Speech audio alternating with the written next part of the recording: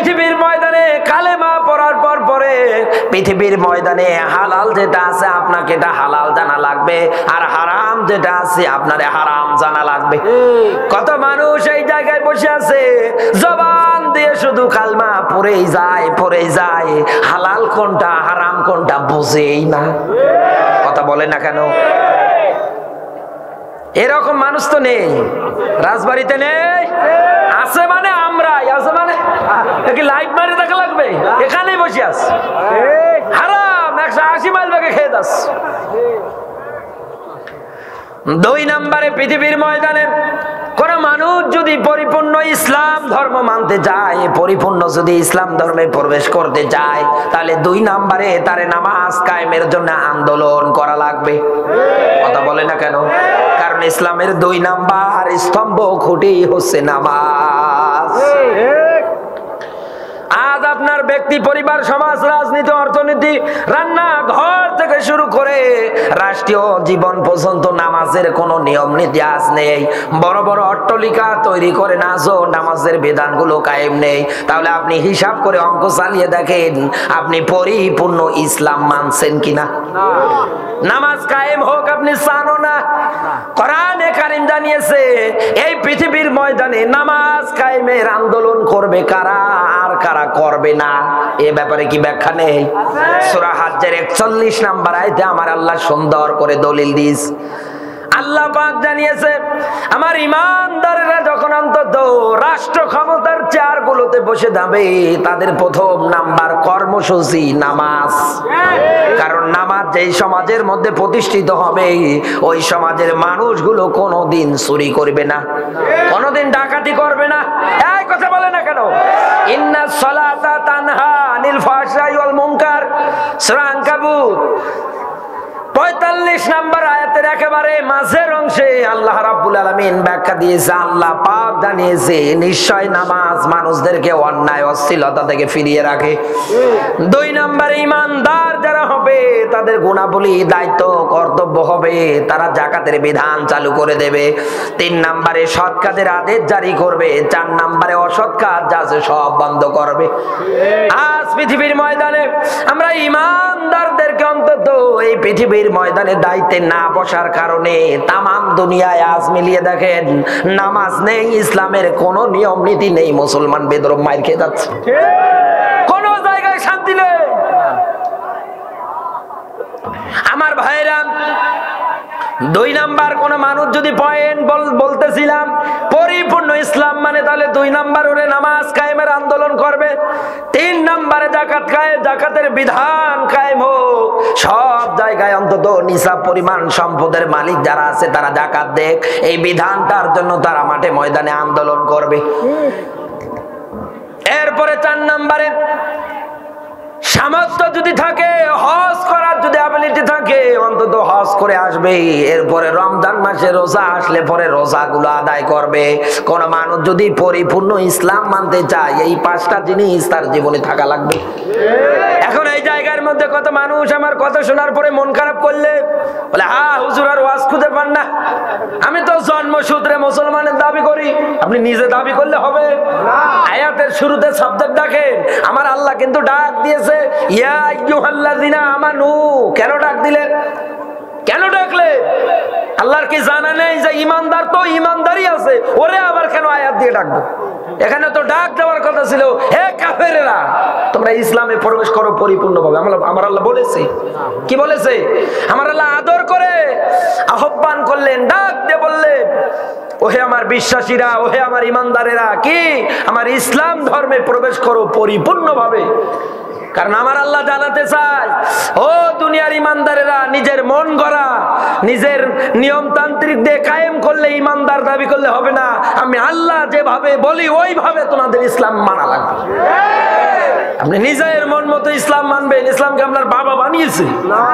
ইসলাম ধর্মর সবকিছু বিধান আল্লাহ কোরআনে কারিমে নোট করে দিয়েছে। আপনি কি চালাবেন সব কোরআনে আছে। আমার আলোচনা ওইদিকে আমি নিয়ে যাব ইনশাআল্লাহ। আপনারা থাকবেন তো? থাকবেন তো? কেউ উঠবেন না তো? আমার ভাইরা, হযরতে আব্দুল উজ্জা ডাক দিয়ে বললেন চাচা আমার, আপনি আপনার সামনে অন্তত আমি কালেমার ঘোষণা দিয়ে দিলাম, আপনার সামনে আমি কালেমার ঘোষণা দিয়ে দিলাম।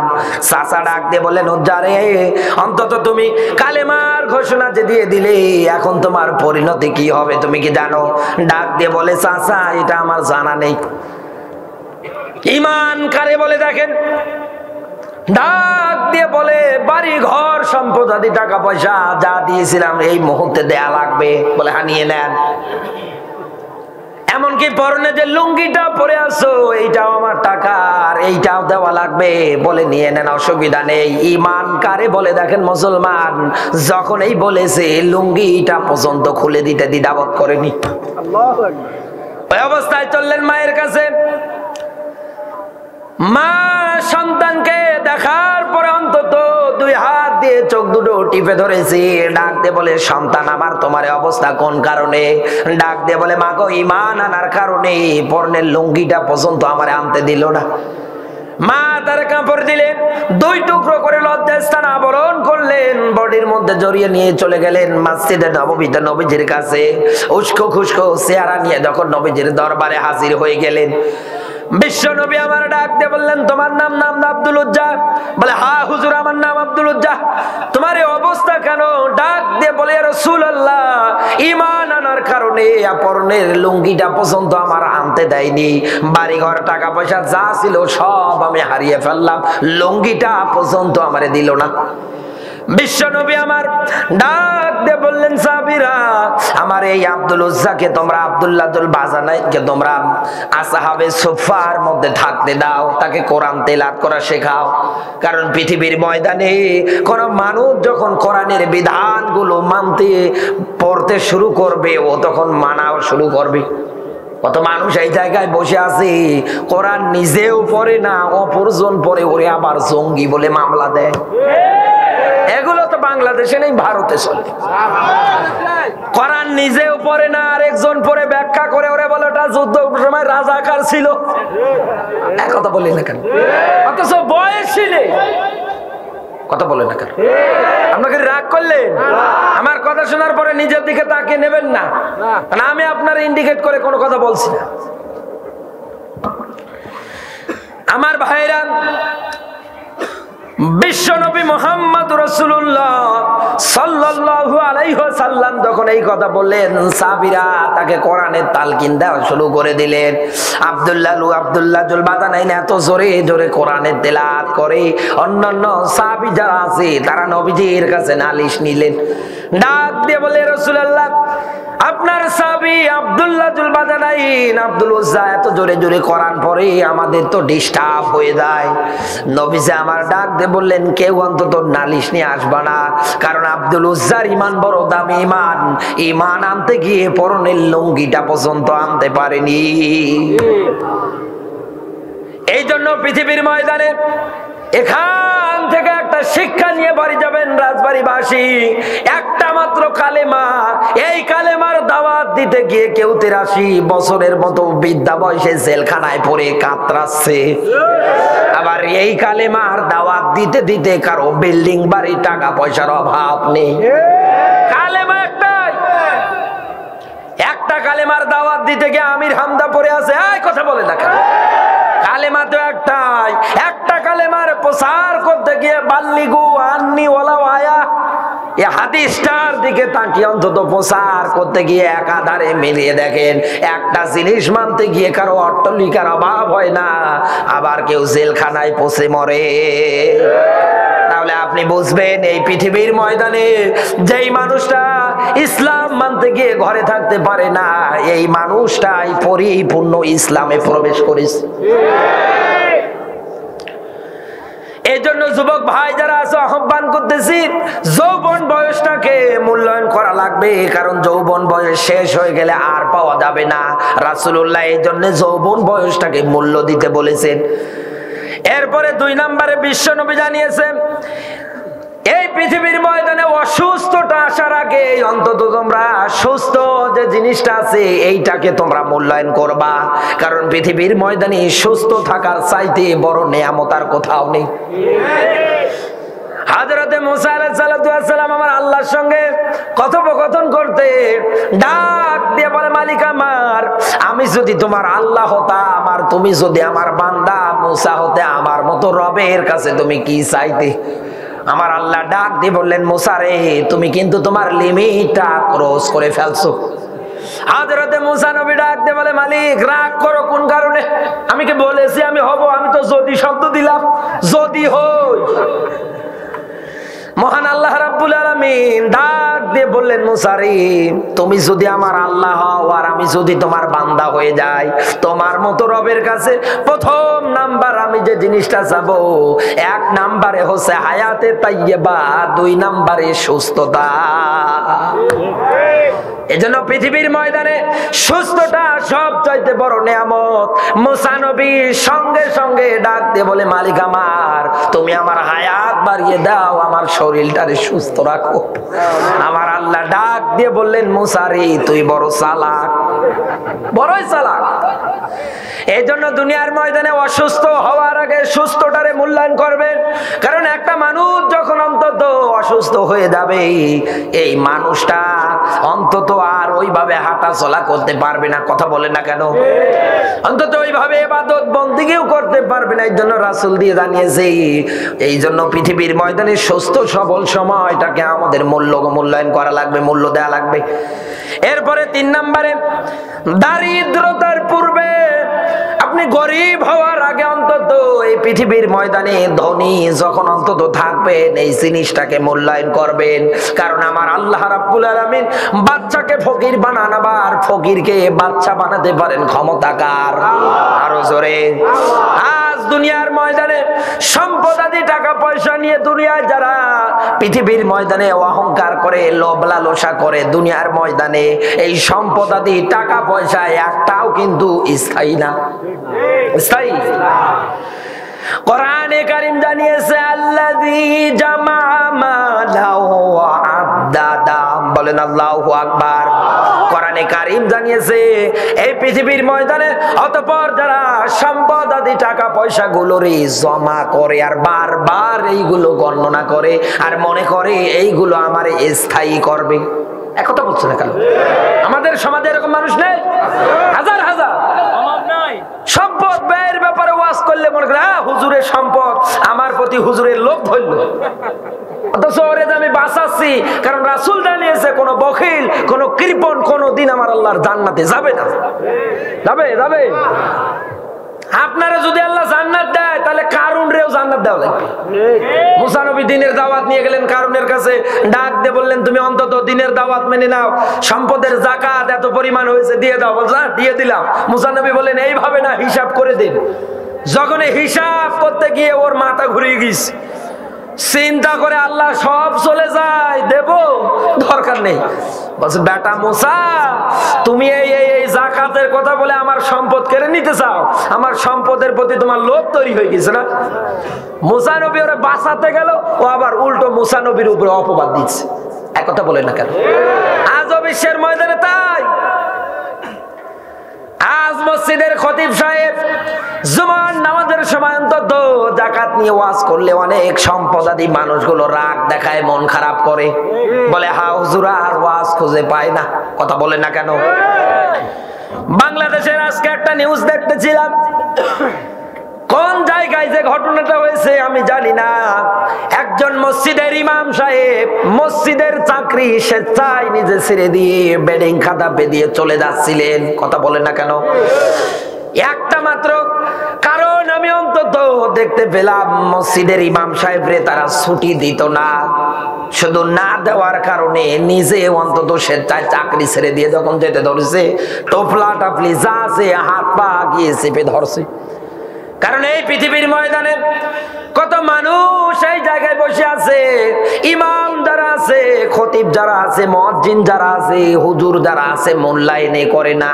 হুজুর যদি একটু জোরে যায় বলে দাওয়াত পিস, যদি একটু আস্তে যায় বলে কোয়াত খাওয়া খেয়েছি, মরাছের উপায় আছে। কথা বলে না কেন?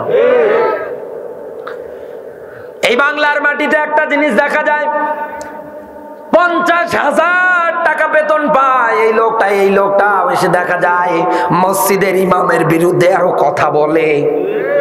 অথচ মসজিদের ইমাম সাহেব মাত্র 5,000 টাকা বেতন পায়, এইটা দিয়ে সব জায়গায় তিনি ভালোভাবে চলতে পারে। কথা বলে না কেন? কারণ এখান থেকে এইটা প্রমাণ পাওয়া যায়, মসজিদের ইমামের 5,000 টাকা হোক, টাকাটা হালাল। আর আপনার 50,000-এর মধ্যে যা আছে সব কলমের খোসা দিয়ে মারা। এই জন্য পৃথিবীর ময়দানে দারিদ্র আসার আগে অন্তত আপনি ধনীর এই সময়টাকে অন্তত মূল্যায়ন করবেন। ইমাম যারা আছে, হুজুর যারা আছে, এদেরকে আপনি সম্মান করবেন। আপনি কারুনের মতো আপনার জীবন জিন্দেগি গঠন করবেন না। এই পৃথিবীর ময়দানে মুসা নবী যখন অন্তত দিনের দাওয়াত নিয়ে গেলেন, উল্টা পাল্টা কথা মুসা নবীর উপরে চাপিয়ে দিলেন, অথচ মুসা নবী ওরে বাঁচানোর জন্য গিয়েছিল। শেষ পর্যন্ত কারুনের পরিণতি হয়েছে এইরকম, রুটি রোদের মধ্যে শুকাতে দিত, দড়িতে লটকিয়ে ওই রুটিটা আবার পানির মধ্যে ভেজাতো, ওই পানি খেয়ে থাকতো, আবার রুটি উপরে দিত, রুটি ভেজাতো আর পানি খেয়ে থাকতো। এই পৃথিবীর ময়দানে যারা কোরআন মানবে না, ইসলাম মানবে না, কোরআন তো বলেই দিচ্ছে মাইশাতান দঙ্কা। একথা বলে না কেন? আমার আল্লাহ কোনদিন ওর জীবনের মধ্যে বরকত দেবে না। এই জন্য কত সম্পদাদি টাকা পয়সাওয়ালা মানুষগুলোর দেখতে পাওয়া যায় চা খায় চিনি ছাড়া। আর মানে আমার আল্লাহ ধরিয়েছে, কথা বলে না কেন? আমার ভাইরা, এরপরে 4 নম্বরে, ব্যস্ত সময়টা আসার আগে অন্তত আপনি অবসর সময়টাকে মূল্যায়ন করবেন। আমার আল্লাহর রাসূলের নির্দেশ, ব্যস্ত সময়টা আসার আগে অবসর যে সময়টা আছে এটা মূল্যায়ন করবেন। অবসর সময় আপনি কি করবেন? কোরআনে কারীম জানিয়েছে আফালা ইয়াতাদাব্বারুনাল কোরআন। কি হলো তোমাদের, কেন তোমরা কোরআন নিয়ে গবেষণা করো না? নাকি তোমাদের অন্তরের মধ্যে তালা পড়ে গেল, মরিচা ধরলো, জং ধরলো? ও রাজবাড়িবাসী, এই পৃথিবীর ময়দানে আজ মিলিয়ে দেখেন সব কিছুর গবেষণাগার তৈরি হয়, কিন্তু পৃথিবীর ময়দানে আজও একটা কোরআনের গবেষণাগার আমরা দেখলাম না। এই যে মাহফিলে আসার আগে আমি গিয়েছিলাম লালনের মাজারে, ছিলেন তো? ছিলেন? কি আশ্চর্য কাণ্ড! লালন কবরের মধ্যে শুয়ে আছে, আশেপাশে দেখলাম ওর বংশীয় মনে এগুলো কবর ধারাবাহিকতায় দিয়ে রেখে দিয়েছে। আর সাইডে দেখতেছি মেয়েরা, মহিলারা ঢোল তবলা বাজিয়ে নাচতেছে আর গান বলতেছে। হযরত উসমান জীবনী পড়ে দেখেন, রাসূলের জামাতে এবং সাহাবী কবরের পাশ দিয়ে যখন যেতেন হাউমাউ করে চোখ থেকে অশ্রু ধরাতেন, কন্দন করতেন। নবীজির এই জামাতা হযরতে উসমান, তিনি কবরের পাশ দিয়ে গেলে হাউমাউ হাউমাউ করে কান্না করতেন। আল্লাহর ওলি দাবি করে অথচ ঢোল তবলা বাজাচ্ছে। কথা বলেন না কেন? আবার আমার একজন কানে বললে, হুজুর সারা দেশে যত গাঞ্জা আছে তার ডাবল এই জায়গায়। তাকিয়ে দেখলাম এক একটার চেহারা শুরু দেখলি আল্লাহ, আর রাতের বেলা এমনি সামনে বলে ভয়ে দৌড় মারবে, টর্চ লাইট মেরে ওর মুখ খুঁজে পাওয়া যাবে না, এইরকম অবস্থা। আশ্চর্য বিষয়, এই দেশে আজ যদি আমরা অবসর সময়টাকে ব্যস্ততা আসার আগে কোরআনে কারিমের অন্তত আমরা তেলাওয়াত দিয়ে কোরআনে কারিমটা গবেষণা করে যদি আমরা কাটিয়ে দিতে পারতাম, তাহলে এই পৃথিবীর ময়দানে এই 56,000 বর্গ মাইলের দেশে কোনোদিন এরকম মাজার বানিয়ে গাঞ্জার আসর তৈরি করতে পারতো না। আমাদের ঈমান কোনোদিন ধ্বংস করতে পারতো না। এই কথা বলে না কেন? আজ কত মানুষ এই পৃথিবীর ময়দানে এইরকম করে ঈমান হারা হয়ে যাচ্ছে। এগুলো আমাদের মানুষের কাছে বার্তা মেসেজ পৌঁছে দেওয়া লাগবে। কারণ পৃথিবীর ময়দানে আপনি দিনের দাওয়াত, এটা আপনার ভিতরে থাকার পরেও যদি আপনি প্রচার করে না দেন, আপনি যদি না বলেন, কারণ কোরআন তো বলেই দিচ্ছে কুআনফুসাকুম ওয়াহালিকুম নার, আগে নিজে জাহান্নামের আগুন থেকে বাঁচো, অধীনস্থ যারা আছে এদেরকে বাঁচাও। এখন এই টার্গেট যদি আপনার না থাকে, তাহলে মরণের পরে ধরা খাওয়া লাগবে না? বলেন না কেন? ওরা গাঞ্জা খায় না বুঝে, ওরা বাবার মাজারে গিয়ে সেজদা দেয় না বুঝে, শিরকের ব্যাপারে, কুফরির ব্যাপারে তাদের মাঝে আমাদের অন্তত কোরআন এবং হাদিস দিয়ে উদাহরণ দিয়ে তাদেরকে বোঝাতে হবে। কথা বলে না কেন? কারণ হেদায়েত দেওয়ার আপনি আমি না, হেদায়েত যিনি দেবে তিনি কে? আরো জোরে বলেন তো। আমেরিকার একজন বিজ্ঞানী ছিলেন, এই লোকটা পপ সঙ্গীত গায়ে গেয়ে তামাম দুনিয়া মাতিয়ে দিয়েছে, শুধু নাচানাচি করেছে লোকজনকে নিয়ে। নাম তার গ্যাস স্টিফেন হকিং। এই লোকটা একাধারে গান বাজনা করে করে নিজের জীবনটাকে অন্তত কাটিয়ে দিয়ে যখন বার্ধক্যে উপনীত হয়ে গেলেন, আমেরিকার বড় বিল্ডিং এর উপর দিয়ে যখন তিনি উঠতেছিলেন, তার আশেপাশে যত সুন্দরী নারী ছিল সবাইকে নিয়ে হঠাৎ করে কোরআনের তিলাওয়াত তার কানের মধ্যে যখন গিয়েছে, ডাক দিয়ে বললেন, তোমাদের আর কাউকে ভাল লাগে না, এই জায়গা থেকে তোমরা চলে যাও। লোকটা সিঁড়ি বেয়ে বেয়ে নিচে নামলেন আর চিন্তা করে, আমি 18টা বছর গান বলে তামাম দুনিয়া মাতালাম, আমি কোনোদিন নিজে পাগল হলাম না। আজ আমি কি এমন সাউন্ড, কি এমন গান শুনলাম? কারণ উনি তো ইহুদি, উনি তো খ্রিস্টান, ওনার কাছে কোরআনের তেলাওয়াতটা গান মনে হচ্ছে। সিঁড়ি বেয়ে বেয়ে নিচে নেমেছে, নামার পরে তাকে দেখে একটা দোকান থেকে এইরকম কোরআনের তেলাওয়াতটা ভেসে আসতেছে। ডাক দিয়ে বলে, আল্লাহর বান্দা, এটা বলে কে, লিখেছে কে, এর রসিটাকে? ডাক দিয়ে বলে, এইটা গান যিনি রচনা করেছেন, যিনি লিখেছেন, তোমার আমার মালিক, মহান মালিক আমার আল্লাহ। আর যিনি এখন সুর দিয়ে বলে, ইনি বিশ্বকারী আব্দুল বাসেত। ডাক দিয়ে বলে, ভাই আমার, এতটা বছর আমি গান বাজনা করে তামাম দুনিয়া মাতালাম, আমি অন্তত নিজে কোনোদিন পাগল হয়ে গেলাম না। ও ভাই, এই যে লোকটা বলে, এই লোকটারে আমি এখন পাবো কোন জায়গায়? ডাক দিয়ে বললেন যে, আপনি মিশরে চলে যান, মিশরের মধ্যে গিয়ে কারে আব্দুল বাসেতের হাতে হাত রেখে কালমা পড়ে মুসলমান হয়ে গেলেন। আমেরিকার মধ্যে আজও কোরআন গবেষণা করার জন্য কোরআন গবেষণাগারের মতো সুন্দর একটা অন্তত তিনি প্রতিষ্ঠান তৈরি করেছে। ইন্টারনেটে এই লোকটার নাম্বার আজও পাওয়া যায়। আমার আল্লাহ রাব্বুল আলামিন হেদায়েত কাকে কখন দেবে দুনিয়ার ময়দানে আপনি আমি কেউ জানবো না, একজন জানে, তিনি কে। এই জন্য নবীজিকে আমার আল্লাহ জানিয়েছে, হে নবী, হেদায়েত তো আপনার হাতে আমি আল্লাহ দেইনি যে আপনি যাকে ইচ্ছা তাকে হেদায়েত দিতে পারবেন। আমি আল্লাহ ভালো করে জানি কোন মানুষটা হেদায়েত পাবে। সুবহানাল্লাহ বলতে পারেন না? আমার ভাইরা, এই জন্য কোরআনটা নিয়ে আপনি যতক্ষণ গবেষণা করবেন, মরণের পরে এই কোরআনটা আপনার পাশে দাঁড়িয়ে যাবে। বিশ্ব নবীর হাদিস বলছি, ভালো করে মেলাবেন, কারণ আল্লাহর নবী জানিয়েছে, লা তাজালু বুয়ুতান মাকাবির, তোমরা তোমাদের ঘরগুলোরে কবর বানিও না। বিশ্ব নবী আমার কেন বললেন? কারণ নবীজি জানিয়েছে, যেই ঘরের মধ্যে কোরআনের কোনো তিলাওয়াত হয় না, যেই ঘরের মধ্যে কোরআনের কোনো নিয়ম নীতি চলে না, কোরআন দিয়ে রচন বচন হয় না, আল্লাহর নবী জানিয়েছে ওটা ঘর না, ওটা শয়তানের কারখানা। যেই বডি, যেই দেহের মধ্যে আল্লাহর কোরআন নেই, ওটা অন্তত বডি না, ওটা দেহ না, ওটা অন্তত শয়তানের কারখানা। কারণ পৃথিবীতে কোরআন যারা জানে না, কোরআন যারা বোঝে না, কোরআন বললে ওরা এমনি রাগ করবে, কারণ ওরা সিটারি বাটপারি করে বসে আছে। আমার বন্ধুরা, কিয়ামতের কঠিন ময়দান আল্লাহ যখন কায়েম করে ফেলবে, নবীজি আমার জানিয়েছে, মানুষের পক্ষে আর বিপক্ষে দুইটা করে সুপারিশ ওই দিন আমার আল্লাহর দরবারে দাঁড়িয়ে যাবে।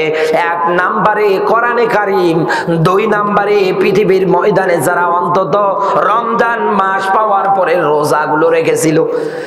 কোরআনে কারীম ওই দিন ডাক দিয়ে বলে, মালিক আমার, তোমার বান্দা রান্না ঘর থেকে শুরু করে রাষ্ট্রীয় জীবন পর্যন্ত একাধারে আমারে মেনেছে। আল্লাহ গো, আজকে তোমার কাছে আমার আরজি, এই বান্দাটারে তুমি জান্নাত দিয়ে দাও। কোরআনে কারীম ওই দিন আপনাকে আমার আল্লাহর সঙ্গে ঝগড়া করে হলেও জান্নাতে নিয়ে যাবে। শুধু এতটুকুনি না, নবীজি কেন বললেন অবসর সময়টাকে তোমরা ব্যস্ততা আসার আগে কাজে লাগাও, কারণ কখন কার মরণ চলে আসবে আমরা কেউ জানি না। কথা বলেন না কেন? একদল একদল মানুষ দাঁড়িয়ে যাবে কিয়ামতের ময়দানে, যাদের মাথার মধ্যে আল্লাহ রাব্বুল আলামিন নূরের টুপি পরিয়ে দেবে। নূরের টুপি পরিয়ে দেওয়ার কারণে পুরো হাসরের ময়দানটা ঝলমল ঝলমল করবে। আমার আল্লাহর ফেরেশতারা ডাক দিয়ে বলবে, মালিক আমার, তোমার এই বান্দাগুলো কি এমন ভালো আমল করেছে যার কারণে তুমি অন্তত আজকে মাথার মধ্যে নূরের টুপি পরিয়ে দিস। আমার আল্লাহ ডাক দিয়ে বলবে, বান্দারে, দুনিয়ার ময়দানে আমার এই বান্দাগুলো নিজে কোরআন পড়েছে, অধীনস্থ যারা আছে এদেরকে সহকারে কোরআনের আমল করেছে। আমি আল্লাহ রাব্বুল আলামিন খুশি হয়ে আজকে তাদের মাথার মধ্যে নূরের টুপি পরিয়ে দিয়েছি। আমি আল্লাহর যদি জান্নাতি বান্দাদের দেখতে চাও তাহলে এদের দিকে তাকাও। কারণ কোরআন মানার ব্যাপারে কিয়ামতের ময়দানে যিনি জিজ্ঞাসা করবে তিনি কে? আরো জোরে, জোর হলো না? দুনিয়ায় আপনি কোরআন মেনেছিলেন কিনা, কোরআন আপনি পড়েছিলেন কিনা, কোরআন আপনি বুঝেছিলেন কিনা, এই পৃথিবীর ময়দানে অন্তত আপনার এইটার ব্যাপারে জিজ্ঞেস করবে কে? কারণ রাসূলের হাদিস, প্রত্যেকটা বানি আদমকে আল্লাহ 5টা প্রশ্ন জিজ্ঞাসা করবে। এক অ্যানসার যতক্ষণ দিতে পারবে না, ও এক কদম সামনেও যেতে পারবে না, পিছনেও আসতে পারবে না, জায়গায় দাঁড়িয়ে থাকবে। তার 1 নম্বরে আমার আল্লাহ জিজ্ঞেস করে, বল জীবনকালটা কেমনে কাটালি? জীবনকাল সম্পর্কে জিজ্ঞেস করবে কে? জোর হলো না? আমার আল্লাহ যদি জীবনকাল সম্পর্কে জিজ্ঞাসা করে, আর এই দুনিয়ার ময়দানে আপনি এই জীবন পাওয়ার পরে, হায়াত পাওয়ার পরে আপনি যদি পৃথিবীর ময়দানে কোরআনের বিরুদ্ধে, ইসলামের বিরুদ্ধে স্লোগান দেন, মরণের পরে আপনি কি জবাব দেবেন হিসাব করেন। আমি তো এই জন্য আপনারা বলি, আপনি ইসলামের বিরোধিতা করিয়েন না, কোনো লাভ হবে না। ইসলামের বিরোধিতা করেন, আপনি ইসলাম দমিয়ে রাখতে চান, কোনো লাভ হবে না। কারণ আমার আল্লাহ চ্যালেঞ্জ করেছে, আল্লাহু মুতিম্মু নূরিহি ওয়ালাউ কারিহাল কাফিরুন, আমার নূর, আমার আলোকে আমি জ্বালাবই। এ কথা কার? আরো জোরে। যদিও কাফেরেরা অপছন্দ করে, মুখের ফুৎকার দিয়ে নিভে দিতে চায়, না, এরা পারবে না। জ্বালাবে তিনি কে? আরো জোরে বলেন তো। 5 নম্বরে রাসূল যেটা জানিয়েছে, মরণ আসার আগে অন্তত জীবনটাকে মূল্যায়ন করা লাগবে। কারণ মরণ তামাম দুনিয়ার সব কিছুরে লন্ড ভন্ড করে দেবে, শেষ করে দেবে। এই পৃথিবীর ময়দানটা, লোভ লালসার ময়দানটাতে আপনি অন্তত পড়ার পরে আপনার প্রতি আমার আহ্বান, কোন সময়ের জন্য অন্তত আপনি উল্টা পাল্টা কোনো কাজ করবেন না। কারণ আপনার জীবনের কোনো ওয়ারেন্টি, গ্যারান্টি আছে? আরো জোরে বলেন, আছে? নেই। আমার ভাইরা, এই জন্য 5টা জিনিসকে আপনাকে মূল্যায়ন করা লাগবে। একটা পয়েন্ট আমি বলেছিলাম, দুনিয়ার ময়দানে যারা সম্পদ আদি টাকা পয়সাগুলো জমা করে আর বারবার গণনা করে আর চিন্তা করে এই সম্পদগুলো আমার এই জমিনের মধ্যে স্থায়ী করবে। আপনাকে আমি বাস্তব একটা উদাহরণ দেই। আপনাদের এলাকায় যখন জমির মধ্যে আপনি আলু থেকে শুরু করে অন্যান্য সবজি থেকে শুরু করে জমির মধ্যে আপনি যখন চাষ করে ফেলেন, লাগিয়ে ফেলেন, আপনি গিয়ে তাকিয়ে দেখবেন আপনার জমির আলু বাড়ির মধ্যে ইঁদুরের গর্ত পাওয়া যায়। কথা বলেন না কেন? ইঁদুর বার অন্তত ঔষধ দেওয়ার পরেও চতুর্দিক দিয়ে গর্ত খনন করে আর আপনার জমির যা আলু আছে এইগুলো টান দিয়ে নিয়ে গর্তের মধ্যে চলে যায়। ও রাজবাড়িবাসী, ইঁদুর গর্তে নিয়ে যাওয়ার পরে আনন্দ করে, উল্লাস করে, চিন্তা ভাবনা করে এই সম্পদ সে নিয়ে গেল, সে গর্তের মধ্যে আনন্দ করে মজা করে করে খাবে। কথা বলে না কেন? একাধারে জমা জমা করে রাখতেছে, কারণ এটা অন্তত সে অন্য সময় খেতে পারবে। ইন্দুরের যেমন চিন্তা ভাবনা, জমিওয়ালা যিনি, জমিওয়ালার জমির মালিক যিনি, অন্তত ইঁদুরের চাইতে আরো বেশি চালাক। কারণ আলু যখন উঠিয়ে ফেলে অন্য সবজি লাগানোর জন্য ইনি অন্তত পানি দেবে। কথা বলেন না কেন? ইনি জমিটাকে সুন্দর করে তৈরি করবে। এই জন্য অন্তত প্রস্তুত করার জন্য যখন পানি ঢোকাবে পুরো জমিটার মধ্যে, চতুর্দিক দিয়ে মনে করেন পানিময়, পানি যখন হয়ে যাবে, ইঁদুরের যে গর্তটা আছে ওই গর্তের মধ্যে একাধারে পানি ঢোকা শুরু হয়ে যাবে। একাধারে যখন পানি ঢোকা শুরু হয়ে যাবে, ইঁদুর গর্তের ভিতরে পড়ে পচে গলে মরে শেষ হয়ে যাবে। কথা বলেন না কেন? এখান থেকে শিক্ষা নিয়ে বাড়ি যান। আজও দুনিয়ার ময়দানে যারা অন্তত সম্পদ আদি টাকা পয়সা জমা জমা করে রাখেন, মরণ একদিন আসবে সব লন্ড ভন্ড করে দিয়ে যাবে, অন্তত আপনি কোনোদিন আপনার সম্পদ বাঁচাতে পারবেন না। একটা মানুষ যখন মারা যায় জ্বলন্ত প্রমাণ আপনার কাছে রেখে যায়, কারণ এই মানুষটার বিল্ডিং বাড়ি আছে, অট্টালিকা আছে, সব কিছু আছে, মারা যখন যায় মাত্র কয়েক টাকা দামের সাদা কাপড় নিয়ে কবরের মধ্যে চলে যায়। কথা বলে না কেন? আমার বন্ধুরা, এই জন্য পৃথিবীর ময়দানে ইসলামটাকে বিজয় করার জন্য, ইসলামটাকে সবার উপরে ওঠানোর জন্য দুনিয়ার ময়দানে সর্বাত্মক টার্গেট আপনার আমার হবে। আমরা পারবো তো? পারবো। কোরআনের একটা আয়াত পড়েছিলাম, আল্লাহ রাব্বুল আলামিন যেটা ব্যাখ্যা দিয়ে জানিয়ে দিয়েছে, ইসলাম বাদ দিয়ে কোরআন বাদ দিয়ে যা করবেন কোনোদিন আমার আল্লাহ কবুল করবে না। বিশ্ব নবী আমার একাধারে যা করেছেন সব কিছু ইসলাম আর কোরআন দিয়ে। কথা বলে না কেন? নবীজি যদি ইসলাম আর কোরআন দিয়ে করে থাকে, তাহলে নবীর উম্মত যারা দাবি করবে এদেরও টার্গেট ওই একই, নাকি কোনো তফাৎ আছে? কোনো তফাৎ আছে? কোনো তফাৎ। বিশ্ব নবী আমার কোরআনে কারীম দিয়ে অন্তত ব্যক্তি, পরিবার, সমাজ, রাজনীতি, অর্থনীতি সবকিছু চালিয়েছে। আমার আল্লাহ নবীজির প্রতি ওহী করেছিলেন, ও আনজির আশিরাতাকাল আকরাবিন, হে নবী আপনার নিকটতম আত্মীয় যারা আছে এদেরকে আপনি সতর্ক করেন, ভয় দেখান। কথাকার আরো জোরে। কোন মানুষ যদি কাউকে অন্তত সতর্ক করতে চায়, ভয় দেখাতে চায়, অবশ্যই করা লাগবে আল্লাহর কোরআন দিয়ে। কারণ পৃথিবীর ময়দানে ইসলাম আর কোরআন বাদ দিয়ে কোনোদিন সতর্ক ভয় চলবে? আরো জোরে, চলবে না।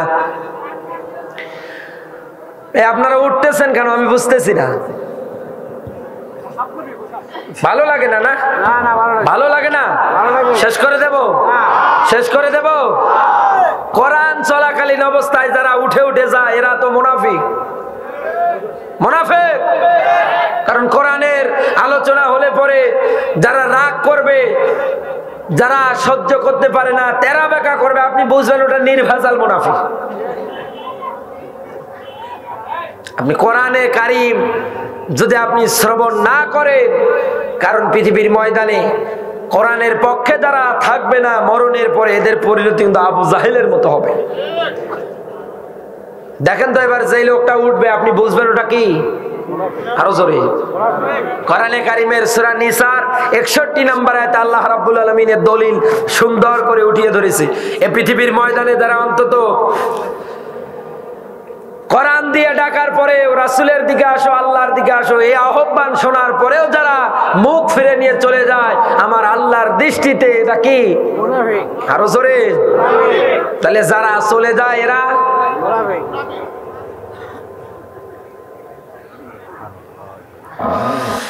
আমার ভাইরা, আপনাদের প্রতি আমার আহ্বান, কেউ অন্তত উঠবেন না।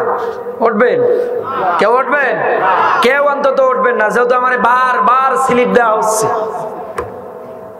যেহেতু হাফেজিয়া মাদ্রাসার উদ্যোগে আজকের এই তাফসীর মাহফিল সর্বোচ্চ আমি 10 মিনিটের মধ্যে অন্তত শেষ করে দেব। কেউ উঠবেন না প্লিজ, অন্তত আপনাদের প্রতি আমার আহ্বান। কারণ আমাদের মাঝে একটা মাদ্রাসা প্রতিষ্ঠিত হোক, এটা আমরা চাই না? আমার কিন্তু এখনো অনেকগুলো পয়েন্ট আছে আলোচনা করার। কেউ উঠবেন না। তাবারক আছে মাহফিল শেষে অন্তত সবাই নিয়ে যাবেন। যেহেতু বারবার আমার স্লিপ দেওয়া হয়েছে যে আপনি অন্তত কালেকশনের দিকে যান, কালেকশনের দিকে যান, এজন্য আমি নবীজির ঘর যেহেতু লিল্লা বোর্ডিং মাদ্রাসা আছে এখানে এতিমখানার উদ্যোগে অন্তত আপনাদের প্রতি আমি সহযোগিতা কামনা করতেছি। আপনারা টাকা ছাড়া এসেছেন কারা কারা হাত তোলেন তো দেখছি। এনার নাম লেখেন, এনারে সাইড করেন।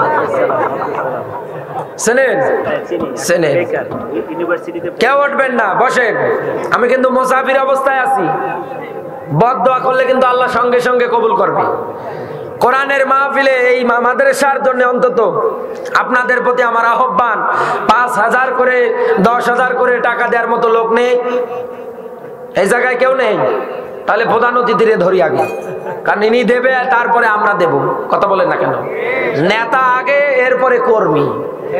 বলেন আপনি প্রধান অতিথি, বলেন আপনি কি দেবেন? আপনার প্রতি আমার জুলুম।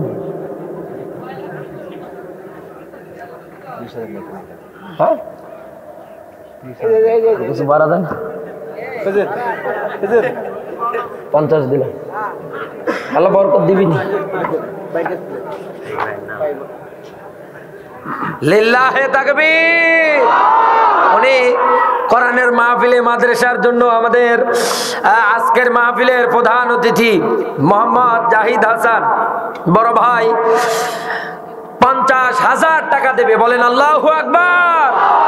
আল্লাহ তোমার গোলামের দান তুমি কবুল করো, জানে মালে বরকত দিয়ে দাও, হায়াত বাড়িয়ে দাও। আল্লাহ ব্যবসা করে তার ব্যবসার মধ্যে বরকত দিয়ে দাও। রাসূল জানিয়েছে এই পৃথিবীর ময়দানে হালাল পন্থার মতো ইনকাম সোর্স আমার আল্লাহ কোরআনে যেটা জানিয়েছে সেটাই হচ্ছে ব্যবসা। কথা বলেন না কেন? কারণ আমার আল্লাহ সুদকে হারাম করেছে আর ব্যবসাকে কি হালাল করেছে। আল্লাহর বান্দা আমার বড় ভাই জাহিদ হাসান ভাই এই ব্যবসার সাথে জড়িত।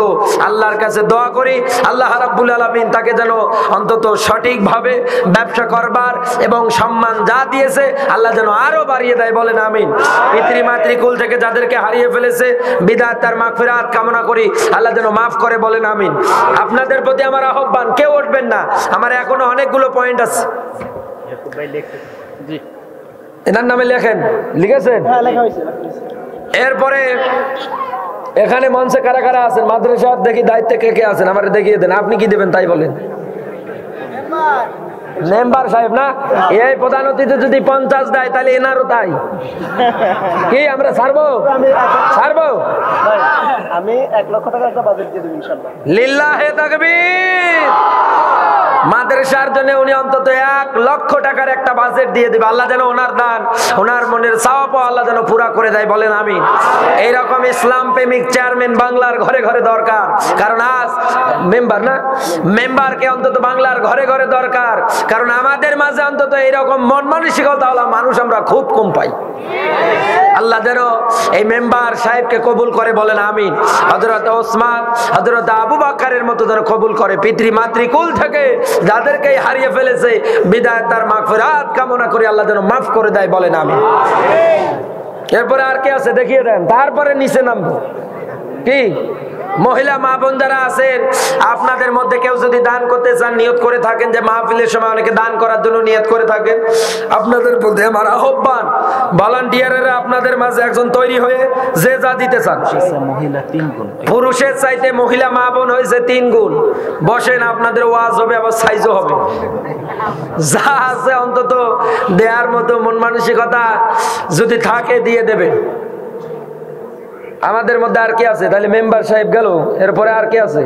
মহিলাদের ভিতরে খাতা নিয়ে আছে ফাইনালি। হ্যাঁ, মহিলা মা বোন যারা আছেন কে খাতা নিয়ে আছে? মহিলাদের ভিতরে আমাদের কর্মী আছে। মহিলাদের ভিতরে অন্তত কর্মীরা আছে, অন্তত ওই জায়গার মধ্যে আপনারা দেবেন। নাম লেখেন। আর কে আছে দেখেন তো? এই পিছনে বসে আছে কারা? গো ভাই আছেন? আপনি আপনি না, কারোর রেহাই নেই। বলেন। আমাদের মাদ্রাসার সাবেক সেক্রেটারি 10 10 করে দেয় না। লিল্লাহে তাকবীর। কি নাম ওনার? কি নাম? আবুল হোসেন ভাই। উনি দেবে 5000 টাকা। আল্লাহ তোমার গোলামের দান তুমি কবুল করে নাও, জানে মালে বরকত দিয়ে দাও, হায়াত বাড়িয়ে দাও, সম্মান মর্যাদা যা দিয়েছো আরো তুমি বাড়িয়ে দাও। বলেন আমিন। কারণ দান সাদকা এগুলো শব্দের অর্থই হচ্ছে বৃদ্ধি পাওয়া। যাকাত শব্দের অর্থ কি? বৃদ্ধি পাওয়া। কোন মানুষ যদি তার সম্পদ আদিগুলোরে পবিত্র করতে চায় ওরে অবশ্যই যাকাত দেয়া লাগবে। কারণ যাকাত বিহীন কোন মানুষ যদি মারা যায়, মরণের পরে এই সম্পদ বিষধর সাপ হয়ে আপনার সবল মারবে, কামড় দেবে। ওই দিন আপনার বাঁচার কোনো উপায় থাকবে না। এরপরে আর কে আছেন? ওনার সাইডে কেউ নেই দেখি। ওমা কনে গেল?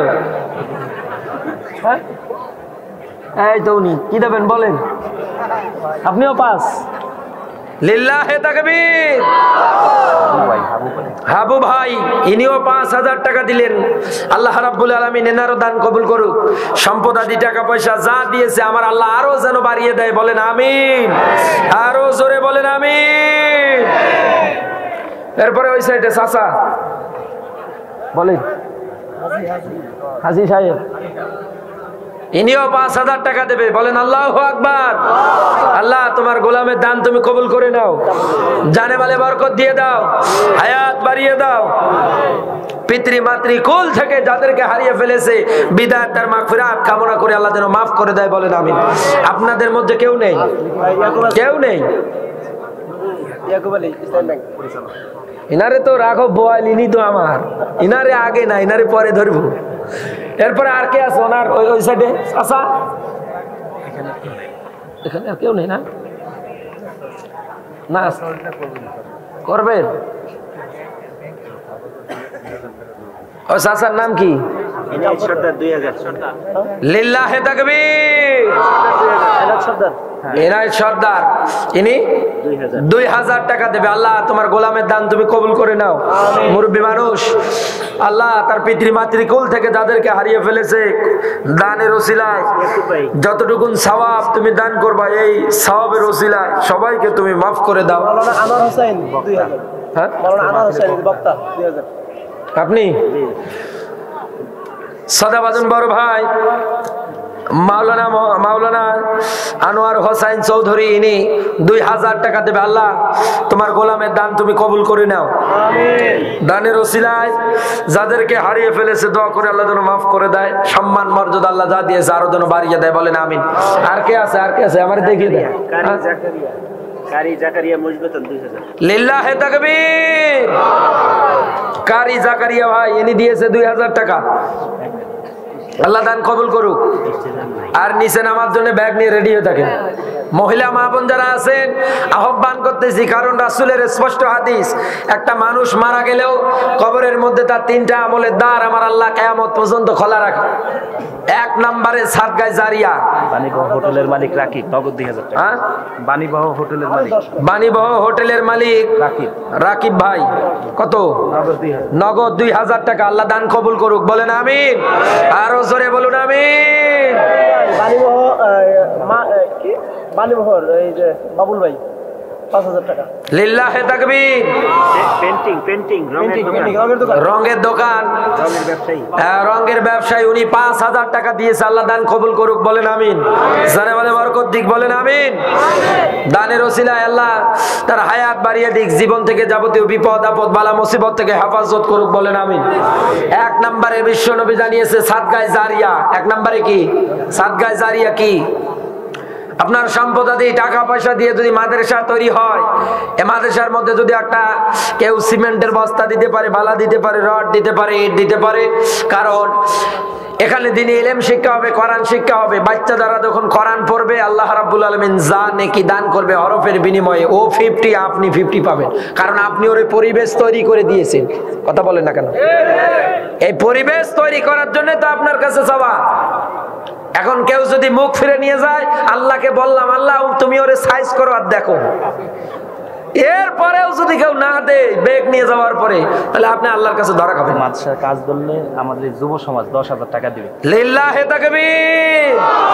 মাদ্রাসার যখন কার্যক্রম শুরু করবে, যুব সমাজ ভাইরা যারা আছে তারা অন্তত 10,000 টাকা দেবে। আল্লাহর কাছে দোয়া করে আল্লাহ যেন আমার যুবক ভাইগুলোকে হযরত ওমরের মতো করে কবুল করে। বলেন আমিন। আপনি কত? 50? হ্যাঁ, উনি না না, আপনি পরে আগে উনি। আপনি ব্যাগে না বলেন। লিল্লাহে তাকবীর। কি নাম ওনার? মনির হোসেন ভাই, 2,000 টাকা। আল্লাহ দান কবুল করুক। বলেন আমিন। আরো জোরে বলুন আমিন। আর কে আছে ভাই? কি আমাদের ভাই? আপনি আমাদের 1,000 টাকা। ইনি 1,000 টাকা দেবে। আল্লাহ ওনারও দান কবুল করুক। বলেন আমিন। আরো জোরে বলুন আমিন। মসজিদের ইমাম সাহেব উনি? ইমাম সাহেব মসজিদের টাকা দিচ্ছে। আল্লাহ দান কবুল করুক। মহিলা মা বোনদের ওখানে কি কালেকশন হচ্ছে? হচ্ছে, আলহামদুলিল্লাহ। মহিলা মা বোন যারা আছেন বেশি বেশি দেবেন, স্বামীর পকেট মেরে যা এনেছেন দিয়ে যান, সব হবে। কারণ বউয়েরা পকেট মারার দিক দিয়ে টপ। তো কি স্বামীর পকেট মারবে না ফেরেশতা জিবরাইলের মানবে? 5,000 টাকা দেওয়ার মতো এই জায়গায় অনেক আছে না? মসজিদের আরেকজন ইমাম সাহেব বেতনই পায় 4,000, তাও 1,000 টাকা দিবে। লিল্লাহে তাকবীর। তসলিম হুজুর উনি দেবে 1,000 না? ফেলু ভাই দেবে 1,000। আল্লাহ দান কবুল করুক, জানে মালে বরকত দিয়ে দিক। সাদগায়ে জারিয়ার বর্ণনা দিচ্ছিলাম। 2 নম্বরে হচ্ছে আপনি যদি কাউকে দ্বীনি ইলম শিক্ষা দেন, এইটা। এরপরে 3 নম্বরে নেক সন্তান। অন্তত আপনাদের কাছে আহ্বান করতেছি, ওই যে কারুনের বর্ণনা বললাম না, আপনি যদি না দেন ওই তারিখে পড়ে যাবেন। 5,000 টাকা দেওয়ার মতো একটা লোক এই জায়গায় নেই। এতগুলো মানুষের বসে আছে, একটা লোকও নেই, একজনও নেই। দাঁড়ায়া বলে ফেলেন, দোয়া করে দিবেন হুজুর। দাঁড়াও দাঁড়াও। কি নাম আপনার? লিল্লাহে তাকবীর। নূর নবী ভাই, উনি 5,000 টাকা দেবে। আল্লাহ ওনার দান কবুল করুক, বলেন আমিন। রব্বুল আলামিন তোমার গোলামটারে তুমি কবুল করে নাও। আল্লাহ জানে মালে বরকত দিয়ে দাও, হায়াত বাড়িয়ে দাও। দানের ওসিলায় যাবতীয় বিপদ আপদ বালা মুসিবত থেকে আল্লাহ তুমি হেফাজত করো। রব্বুল আলামিন পিতৃমাতৃ কোল থেকে যাদেরকে হারিয়ে ফেলেছে, দানের ওসিলায় উভয় খবর গুলোরে রিয়াজুল জান্নাহ বানিয়ে দাও। আমিন। আর কে আছে বলেন তো? তাড়াতাড়ি যুবক ভাইরা কি ব্যাগ নিয়ে রেডি? নামটা কি? ইসমাইল 1000। লিল্লাহে তাকবীর। ইসমাইল হোসেন না? ইসমাইল হোসেন ভাই, উনি 1,000 টাকা। আল্লাহ দান কবুল। হযরত ওমরের কাছে ডাক দিয়ে বলে, খলিফা আপনার কাছে আমি বিচার নিয়ে এসেছি। আপনার সন্তান জিনা করে ফেলেছে, এই মেয়েটার সঙ্গে আমি বিচার চাই। হযরত ওমর আশ্চর্য হয়ে গেলেন, ঘরের মধ্যে প্রবেশ করলেন, ডাক দিয়ে বললেন, বাবা একটু খাবার খাওয়াটা তুমি বন্ধ করে দাও, তোমার কাছে একটা প্রশ্ন আছে আমার, আমি অ্যানসার চাই। খলিফাতুল মুসলিমিন হযরত ওমর যখন বলেছে সন্তান খাবার খাওয়া স্টপ করে দিয়েছে, ডাক দিয়ে বলে, বাবা আমার কি প্রশ্ন? বলছে, বাবা তোমার নামে অন্তত এরকম ধর্ষণের মামলা এসেছে, এটা কি সত্য? ডাক দিয়ে বলে, বাবা বন্ধুদের পাল্লায় মদ পান করার পরে কাজটা করে ফেলেছি, মেহেরবানি করে মাফ করে দাও। হযরত ওমর সঙ্গে সঙ্গে ডাক দিয়ে বলে, বাবা আমি যদি মাফ করে দেই আমার আল্লাহ কিন্তু মাফ করবে না। এই পৃথিবীর ময়দানে নেতার ছেলে হোক, নেত্রীর ছেলে হোক, যার ছেলে হয় হোক, বিচার সবার প্রতি সমান, এটাই ন্যায় বিচার। কথা বলে না কেন? আজ দুনিয়ার ময়দানের দিকে মিলিয়ে দেখবেন, সিটারি বাটপারি করার পরে ধরা পড়ে, ধরা পড়ার সময় অন্তত পাগল হয় না, ধরা যখন পড়ে যায় দেখে আমার বলে ওঠ পাগলের মাথা ঠিক নাই। এই জন্য বক্তৃতা দিতে দিতে আমি একটা উদাহরণ দেই। বাচ্চা হাজ্জাজ বিন ইউসুফ, এই লোকটা এত বড় জালেম, ইতিহাস পড়ে দেখবেন এই লোকটার জীবনে একটা মাত্র ভালো কাজ কোরআনের জের জবর এই লোকটা দিয়েছে। বাচ্চা হাজ্জাজ বিন ইউসুফের কাছে মন্ত্রী পরিষদ যারা আছে ওরা এসে ডাক দিয়ে বলে, বাচ্চা আপনি এমন এমন কাজ করেন, আমরা সমাজে মুখ দেখাতে পারি না। ডাক দিয়ে বলে, বেটা আমার রাষ্ট্রে বসবাস করে আমার বিরুদ্ধে অ্যাকশন নেয়, আমার গালিগালাজ করে, কার এত বড় সাহস? ছদ্মবেশে বের হওয়ার পরে একটা লোক রাস্তা দিয়ে হেঁটে আসতেছে, ডাক দিয়ে বলে, বেটা তোর দৃষ্টিতে বাদশা হাজ্জাজ বিন ইউসুফ লোকটা কেমন? ডাক দিয়ে বলে, তো সিটার, তো বাটপার, যা গালিগালাজ সবগুলো একাধারে মেরে দিস। এর মেজাজ 180 ডিগ্রি ফুল। ডাক দিয়ে বলে, বেটা তুই আমারে চিনিস? বলে না। বলছে, আমি সেই হাজ্জাজ বিন ইউসুফ। চিন্তা করে আল্লাহ কল্যাণ নিয়ে বাড়ি যেতে পারবো না। ডাক দিয়ে বলে, বাচ্চা আপনি আমারে চেনেন? বলে না। বলে, আমি ওই এলাকার এই লোক যার সপ্তাহে 3 দিন মাথা খারাপ হয়, আজকে 1 তারিখ। আচ্ছা। ডাক দিয়ে বলে, বেটা পাগল, যা। পাগল বলে বেঁচে গিয়েছে, নতুবা ওর বাঁচার উপায় ছিল? বলেন না কেন? আমাদের সমাজে অন্যায় করে, জুলুম করে, নির্যাতন করে, খারাপ কাজ করে ফেলে ফেলে। ধরার সময় পাগল, অন্তত করার সময় পাগল থাকে না, ধরা পড়ার পরে বলে ওর মাথা ঠিক নেই। কথা আপনি বুঝে থাকলে কত দূর গিয়েছে চিন্তা ভাবনা করেন। হযরত আমার ডাক দিয়ে বললেন, এ বাবা, কোরআনের বিধান হচ্ছে কোন মানুষ যদি অন্তত অবিবাহিত অবস্থায় জেনাবে বিচার করে ফেলে, মেয়াদা জালদা ওরে 100 করে বেত্রাঘাত মারা লাগবে। আর কোন মানুষ যদি বিবাহিত অবস্থায় জেনাবে বিচার করে ফেলে, ওকে বডি পর্যন্ত মাটিতে পুঁতে রাখা হবে, এরপরে পাথর মেরে দুনিয়া থেকে বিদায় করে দেওয়া লাগবে। বাবা, আমার ছেলে বলে অন্তত যদি আমি বিচারটা নরমাল করে দেই, বিচারটা যদি না করি, আখিরাতের ময়দানে আমার আল্লাহর কাছে কি হিসাব দেব, কি জবাব দেব? খলিফাতুল মুসলিমিন হযরত আমার কাজী সাহেবরে ডাক দিয়ে বললেন, কাজী সাহেব, আমার সন্তানের হাত আপনি বাঁধিয়ে দেন, পা আপনি বাঁধিয়ে দেন, এরপরে একটার পর একটা চাবুক আপনি মারা শুরু করে দেন। আমার ছেলে বলে কোন সময়ের জন্য বিচার নরমাল করে করবেন না। খলিফাতুল মুসলিমিনের স্ত্রী হযরত ওমরের পা দুটো জড়িয়ে ধরে ডাক দিয়ে বলে, স্বামী আমার সন্তান ভুল বুঝে করে ফেলেছে, মেহেরবানি করে তুমি অন্তত ছেড়ে দাও। হযরত ওমর ডাক দিয়ে বলেন, এটা আমার আল্লাহর আইন, খবরদার তুমি আমারে অন্তত এই ব্যাপারে কিচ্ছু বলবা না। আমার বন্ধুরা ভালো করে বুঝবেন, ন্যায় বিচার কারে বলে রাখেন, কারণ আমার আল্লাহ কোরআনে কারিমে কিন্তু আদেশ দিয়েছে, ইন্নাল্লাহা ইয়ামুরু বিল আদলি ওয়াল ইহসান। আল্লাহ পাক জানিয়েছে, আমি রায় দিয়ে দিলাম তোমাদের প্রতি, আমার আদেশ হচ্ছে তোমরা জমিনে ন্যায় বিচার করবে, সদাচরণ করবে।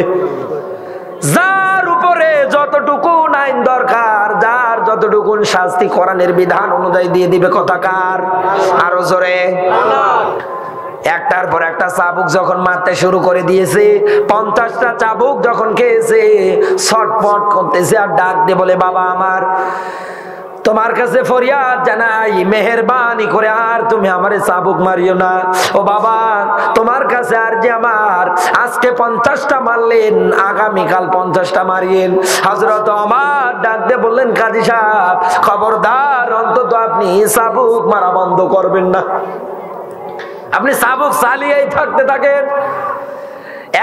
এক পর্যায়ে দেখা গেল 80টা যখন খেয়েছে, দুনিয়ার মায়া ত্যাগ করে চলে গিয়েছে। হযরত ওমর নিজেই গোসল দিয়ে দিলেন, নিজের জব্বা দিয়ে কাফনের কাপড় তৈরি করলেন, এবার কবরস্থ করে ফেললেন। হযরত ওমর এবার ডাক দিয়ে বলে, কাজী সাহেব, চাবুকটা আমার হাতে দিন। চাবুকটা নেয়ার পরে একাধারে কবরের মধ্যে এবার 20টা বেত্রাঘাত মারতে শুরু করে দিলেন। লোকজন ডাক দিয়ে বলে, খলিফাতুল মুসলিমিন, আপনার সন্তান 80টাকে মারা গিয়েছে, কবরের মধ্যে কোন কারণে 20টা মারলেন? হযরত ওমর ডাক দিয়ে বললেন, ও আমার অন্তত জাতি ভাইরা, মন্ত্রী পরিষদের ভাইরা, ও আমার কাজী সাহেব, আমার সন্তানের উপরে আল্লাহর বিধান হচ্ছে 100টা, আমার সন্তান খেয়েছে মাত্র 80টা। অন্তত আমি যদি পুরা করে না দেই, না জানি আমার আল্লাহ মরণের পরে আমার এই ব্যাপারে জিজ্ঞাসা করে কিনা। আমার আল্লাহ যদি আমার জিজ্ঞাসা করে, আমার ছেলের বিচার অন্তত পরিপূর্ণ করলে না, আমি কি জবাব দেবো? এই চিন্তায় তো আছি। কথা বলেন না কেন?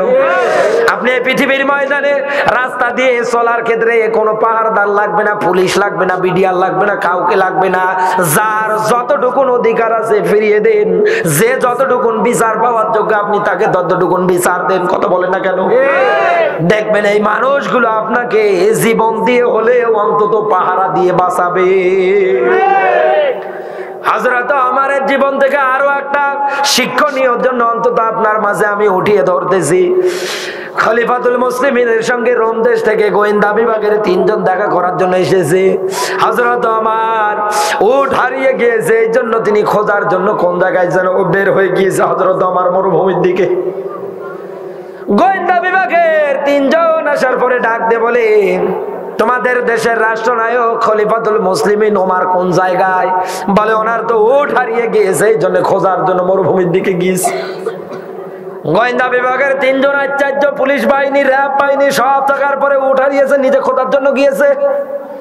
আশ্চর্য হওয়ার পরে ডাক দিয়ে বলে, কোন দিকে গিয়েছে? বলে, এইদিকে চলেন তো, আমাদের নিয়ে যান। যখন নিয়ে গিয়েছে, গিয়ে তাকিয়ে দেখে মরুভূমির বিশাল এক ময়দানে একটা গাছতলার মধ্যে উটটারে দড়ি দিয়ে বেঁধে হযরত ওমর রোদের মধ্যে ঘুমাচ্ছে। উপর থেকে লম্বা একটা আকৃতির সাপ হযরত ওমরকে হেলে ধুলে ছায়া দিচ্ছে।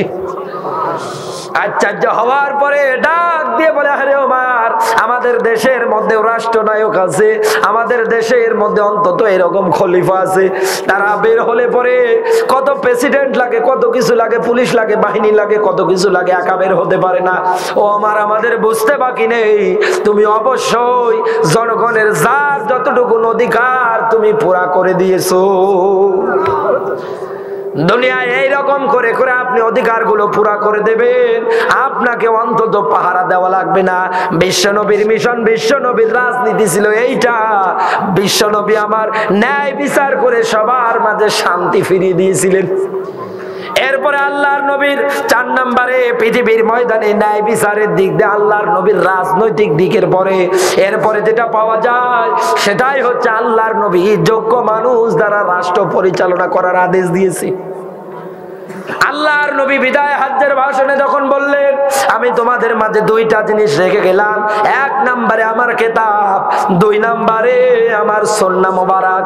এই 2টা জিনিস যখন আঁকড়িয়ে ধরবা, কোনদিন তোমরা মার খাবা না। আমি নবী মরার পরে অন্তত তোমাদের মধ্যে যাদেরকে যোগ্য মনে করো তাদেরকে খেলাফতের দাসন দিয়ে দিবা। এই জায়গার মধ্যে একটা পয়েন্ট আছে, সূরা নিসার 59 নম্বর আয়াত। কোন মানুষ যদি দুনিয়ার ময়দানে নেতা নির্বাচন করতে চায়, অবশ্যই দেখা লাগবে এই লোকটা আমার আল্লাহ এবং আমার আল্লাহর রাসূলকে মেনে চলে কিনা। আতিউল্লাহ ওয়া আতিউর রাসূল ওয়া উলিল আমরি মিনকুম। আতিউ শব্দটা ফেল ভার্ব ক্রিয়া, আমার আল্লাহর আগে আছে, রাসূলের আগে আছে, উলিল আমরের আগে নেই। কারণ আমার আল্লাহ ভালো করে জানে এমন এমন মানুষ বের হবে, নেতৃত্ব দেবে, যারা অন্তত দোয়া পর্যন্ত করতে পারে না, বলে জাহান্নামের ভালো জায়গায় জায়গা করে দাও। আমার বন্ধুরা, বিশ্ব নবী আমার এও জানিয়ে গিয়েছে এমন একটা সময় আসবে, এমন এমন মানুষ বের হবে, তোমরা যদি তাদের নেতৃত্ব না মেনে নাও তাহলে দুনিয়া থেকে তোমাদের বিদায় করে দেওয়ার পরিকল্পনা করবে। যদি তাদের মেনে নাও, অন্তত জমিনের ময়দানে অন্তত তোমাদের ইমান জিনিস অন্তত থাকবে না। আজ বিশ্বের সাথে মিলিয়ে দেখেন, আমরা এমন এমন মানুষদের অন্তত রাষ্ট্রনায়ক হিসাবে বানিয়েছি যাদের মানতে গেলে আমাদের ইমান পর্যন্ত থাকে না। এজন্য যোগ্য মানুষদেরকে আমাদের রাজনীতি করে বিশ্বনবী যেটা করেছে এইটা অন্তত হাতিয়ার হিসাবে নেওয়া লাগবে। সর্বশেষ বিশ্বনবী আমার তামাম উম্মাহ, তামাম জাতিকে রাজনৈতিক দিক দিয়ে আল্লাহর নবী যেটা করেছে, সবাইকে ধোঁকাবাজির প্রতারণার হাত থেকে আল্লাহর নবী হেফাজত করেছিলেন। আজ দুনিয়ার ময়দানে অন্তত আপনি আমি যদি অন্তত বিশ্বনবী যে কায়দায় রাজনীতি করেছে ওই কায়দায় যদি রাজনীতি করতে পারতাম, বাংলার ময়দানটা মিনিমাম আমার আল্লাহর জান্নাত হয়ে যেত। কিন্তু আমরা পারি না, আমরা যার যেখানে বসে আছি ওই জায়গার মধ্যে দুর্নীতির আখড়া বানিয়েছি।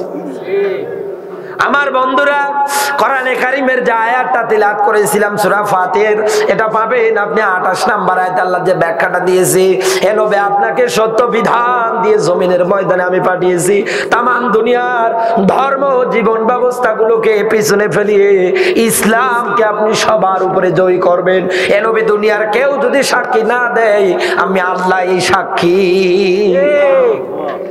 আল্লাহর কাছে দোয়া করি, আল্লাহ গো আমরা আর কোনো কিছু দেখতে চাই না, আমাদের সবার টার্গেট লক্ষ্য উদ্দেশ্য একটাই, আমরা এখন দেখতে চাই ইসলাম আর কোরআনের শাসন। সমাজটা চলুক কোরআন দিয়ে, ইসলাম দিয়ে, রাজনীতি হোক ইসলাম দিয়ে, কোরআন দিয়ে। আল্লাহ তুমি আমাদের সবার চাওয়া পাওয়া গুলো পুরা করে দাও, জোরে বলুন আমিন। নবীজির প্রতি দরুদ, মানবতার মুক্তির মডেল, মানবতার মহান আদর্শ, মানবতার শিক্ষক নবী করি শিরোমণি মুহাম্মাদুর রাসূলুল্লাহ সাল্লাল্লাহু আলাইহি ওয়াসাল্লাম। আমি যে আয়াতটা তেলাওয়াত করেছি দেখি আয়াতের মধ্যে কি আছে, স্বল্প সময় শুধু অন্তত সরল অনুবাদটা করে দিচ্ছি, যেহেতু আমি তেলাওয়াত করেছিলাম। জবান সেরে কোরআনের সোনালী আয়াত পড়ে না, উযু বিল্লাহি মিনাশ শাইতানির রাজিম, বিসমিল্লাহির রহমানির রহিম, ইয়া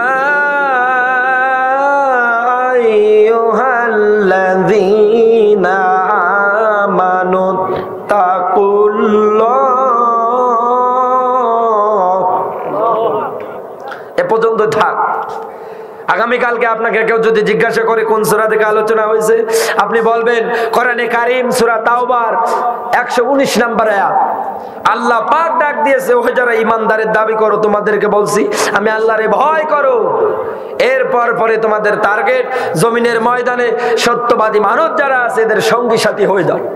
একথা কার? আরো জোরে। আপনি যদি দুনিয়ার ময়দানে আমার আল্লাহকে ভয় করতে পারেন, কারণ কোরআন জানিয়েছে ইন্না আকরামাকুম ইনদাল্লাহি আতাকাকুম, আল্লাহ পাক জানিয়েছে ওই মানুষগুলোই তো শ্রেষ্ঠ দুনিয়ার ময়দানে যারা আমি আল্লাহর ভয় তাদের অন্তঃকরণের মধ্যে পয়দা করতে পারি। এজন্য আল্লাহর ভয় আমাদের সব জায়গায় নেওয়া লাগবে। আমরা পারবো তো? আরো জোরে বলেন, পারবো তো? আমাদের 2 নাম্বার যে কর্মসূচি আল্লাহ আমাদেরকে দিয়েছে সেটা হচ্ছে যার তার সাথে অন্তত চলাফেরা করলে হবে না, যার তার সাথে ওঠা বসা করলে হবে না। এ পৃথিবীর ময়দানে আপনার বন্ধু হবে, আপনি চলাফেরা করবেন তাদের সঙ্গে। দুনিয়ায় যারা সত্যবাদী মানুষ আছে, সৎ কর্মশীল মানুষ আছে, এদের সঙ্গে আপনার ওঠা বসা, এদের সঙ্গে আপনার চলাচল হবে। নির্দেশ দিয়েছে কে? আরো জোরে। আল্লাহ রাব্বুল আলামিন আমাদের সবাইকে যেন অন্তত এই 2টা কর্মসূচি মেনে বাস্তব জীবনে আমল করবার মানবার আল্লাহ যেন তৌফিক দান করে, বলেন আমিন। মহিলা মা বোন যারা এসেছেন কষ্ট করে, তাদের প্রতি আমার আহ্বান হচ্ছে 2টা, মাত্র 2টা। কারণ রাসূলুল্লাহ জানিয়েছে নারীরা সবচাইতে বেশি জাহান্নামে যাবে মাত্র 2 কারণে। কয় কারণে? আরো জোরে। 2 কারণে। 1 নম্বরে বিশ্ব নবী আমার জানিয়েছে কোন নারী যদি তার স্বামীর উপরে লানত দেয়, এই জায়গায় এত মানুষ বসে আছেন স্বামীর উপরে লানত দেয়, এরকম স্ত্রী কার আছে আমি দেখতে চাই। এতটান তো দেখছি কেউ নেই। এলাকার মা বোন তো অনেক ভালো, কথা বলে না। দোয়া করে আল্লাহ যেন প্রত্যেকটা মা বোনকে খাদিজাতুল কুবরার মতো কবুল করে, বলেন আমি। 2 নম্বরে রাসূলুল্লাহ জানিয়েছে নারীরা জাহান্নামে যাওয়ার পিছনে 2 নম্বর যে কারণ হবে সেটাই হচ্ছে স্বামীর অবাধ্যতা। কারণ আজ বিশ্বের সাথে মিলান গো, স্বামীর অবাধ্যতায় বেশিরভাগ নারী চলছে। এমনকি মারছে ধরে স্বামীর পর্যন্ত। কি যুগ জামানা এসে গেল। আল্লাহর কাছে দোয়া করে, আমার আল্লাহ রাব্বুল আলামিনের কাছে আমাদের চাওয়া মহিলা মা বোন গুলোকে আল্লাহ যেন জাহান্নাম থেকে হেফাজত করে, বলেন আমিন। ও মা ও বোনেরা, আহ্বান স্বামীটারে মূল্যায়ন করেন, কারণ স্বামীটা আপনার সবচাইতে শ্রেষ্ঠতম নিয়ামত। কারণ দুনিয়ার ময়দানে আপনার স্বামী যদি আপনার কাছ থেকে ফারেক হয়ে যায়, অন্য কোথাও চলে যায়, আপনার পৃথিবীর ময়দানে স্বামী ছাড়া কোনো মূল্যায়ন নেই। কত নারীকে এই জন্য দেখা যায় বলে যে ডিভোর্সের আগে আমার স্বামীর বাড়িটা আমার কাছে মনে হয় জাহান্নাম, ডিভোর্স নেওয়ার পরে যখন বাবার বাড়িতে আসি 6 মাস 1 বছর যখন চলে যায় তখন মনে হয় বাবার বাড়িটাও আরো বড় জাহান্নাম। উপরে উপরে সবাই বলে, পিছনে গিয়ে সবাই বাস দেবে। এজন্য মহিলা মা বোন যারা আছেন আহ্বান করতেছি, স্বামীরে কষ্ট দেবেন না। স্বামী যদি ফেরাউনের চাইতেও খারাপ হয়, এবার তো মহা খুশি, কথা বলেন মহা খুশি না? আপনার বউ যা পছন্দ করে না আপনি কোন হিসেবে করেন? আপনার বউ কোনোদিন বিড়ি খাওয়া পছন্দ করে? আপনি একাধারে খেয়ে যাচ্ছেন মানে। মহিলা মা বোন যারা এসেছেন আহ্বান করছে আপনাদের প্রতি স্বামীটারে মূল্যায়ন দেবেন। কারণ আসিয়ার জীবন পড়ে দেখেন কোনদিন স্বামীর উপরে বদদোয়া দেয়নি। এত জুলুম এত নির্যাতন করেছে ফেরাউন তার উপরে। বিশ্ব নবীর কলিজার টুকরা স্ত্রী খাদিজাতুল কুবরার জীবনী পড়ে দেখেন বিশ্ব নবীকে এত পরিমাণে প্রেম ভালোবাসা দিয়েছে খাদিজাতুল কুবরা। সব সময় স্বামীর প্রতি আকাঙ্ক্ষা ছিল, চাহিদা ছিল। কিন্তু আজ বিশ্বের ময়দানে স্বামীর এই মূল্যায়নে দিতে চায় না। এজন্য রাস্তাঘাটে চলতে গেলে দেখা যায় বউ আমার ভ্যানিটি ব্যাগ গাড়ি করে নিয়ে হুর হুর হুর হুর করে যায়, আর ওরে স্বামী বাচ্চা কোলে নিয়ে যায়। মনে হয় আগেরটা মিস্ত্রি পরেরটা জোগাইলে।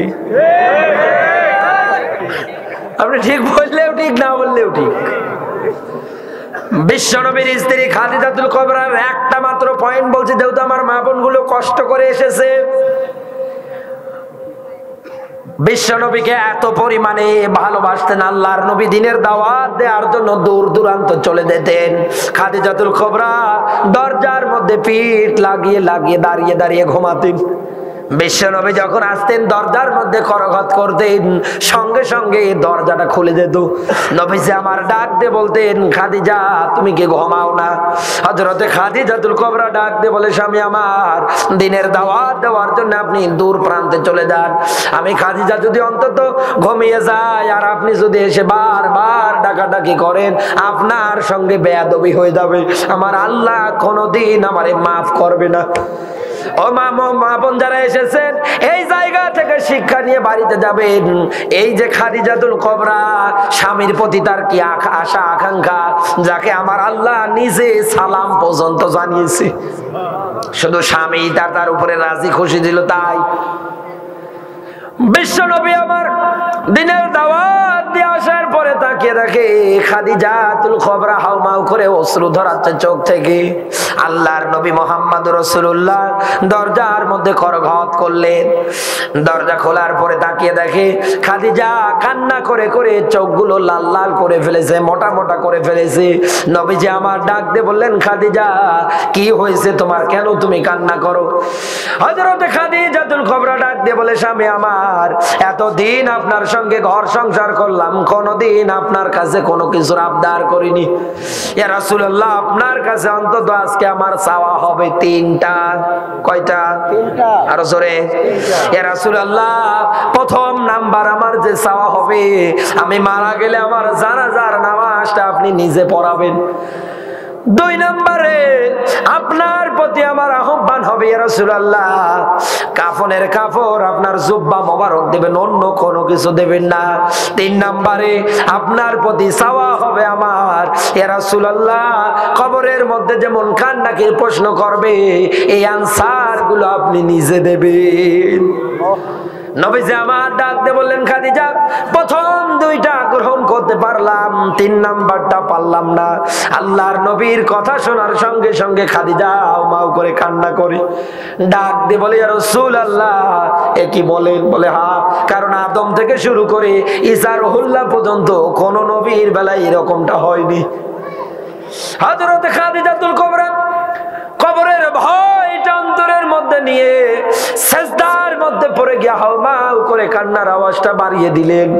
নবীজি আমার খাদিজার কান্না দেখে নিজেও নবীজি কান্না করে হযরত জিবরাইল আমিন এসে ডাক দিয়ে বলে, ইয়া রাসূলুল্লাহ, খাদিজার মাথা উঠাতে বলেন, কারণ খাদিজার চাওয়া পাওয়া আমার আল্লাহ পুরা করে দিয়েছে।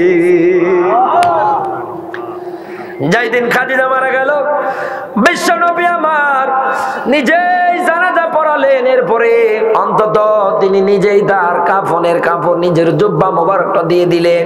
এরপরে নবীজি আমার কবরস্থ করে ফেললেন, সবকিছু কমপ্লিট। নবীজি আমার ছোট্ট বাচ্চার মতো কবরের পাশে বসে আছে। সাহাবীরা ডাক দিয়ে বলে, ইয়া রাসূলুল্লাহ, আপনি কি যাবেন না? বিশ্ব নবী আমার ডাক দিয়ে বলে, সাহাবীরা তোমরা চলে যাও, কারণ আমার খাদিজারে আমার কথা দিয়ে আছে। হঠাৎ করে জিবরিল আমিন এসে ডাক দিয়ে বলে, ইয়া রাসূলুল্লাহ, খাদিজার যে চাওয়া আমার আল্লাহ খবরের মধ্যে আমার আল্লাহ নিজে খাদিজার আনসার দিয়ে দিয়েছে। এটা সম্ভব হয়েছে তখন যখন এই দুনিয়ার ময়দানে একজন নারী তার স্বামীর প্রতি সেবা ভক্তিটা দেখাতে পেরেছে। কারণ কোরআন জানাচ্ছে, হুন্না লিবাসুল লাকুম ওয়া আনতুম লিবাসুল লাহুন্না, স্বামী আর স্ত্রী হচ্ছে একে অপরের পোশাক পরিচ্ছদ। রাজবাড়ির মা বোনেরা, বিশ্ব নবী আরো জানিয়েছে, দুনিয়ার ময়দানে 4টা কাজের আঞ্জাম কোন নারী যদি দিয়ে মারা যেতে পারে, নবীজি আমার জানিয়েছে কবরের 8টা জান্নাত, কবরের অন্তত কবর থেকে শুরু করে জান্নাত 8টা দরজা থেকে এই মহিলাটার জন্য আওয়াজ আসবে, ডাক আসবে। সুবহানাল্লাহ বলতে পারেন?